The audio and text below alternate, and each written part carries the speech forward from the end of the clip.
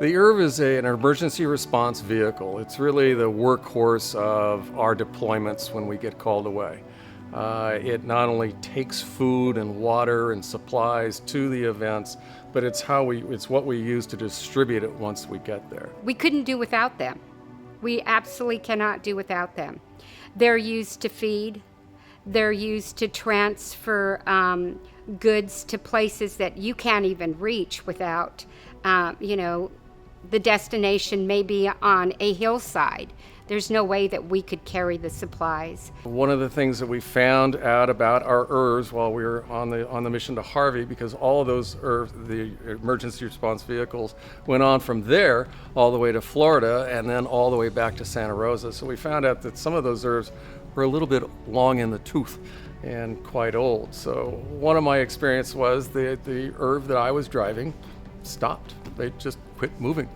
Oh, it's frustrating because you're really there to help, be of service. That's why you've, in many cases, flown thousands of miles and are staying in a staff shelter with 350 of your now closest friends, and more often than not, taking cold showers and things like that. You're very committed to being there to help. So when things go a little bit awry like that and not be able to complete that mission, it gets a little bit frustrating.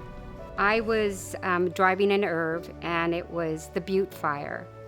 And we were going from house to house in the IRV trying to give supplies. And while we were doing this, we ran across a father and a son.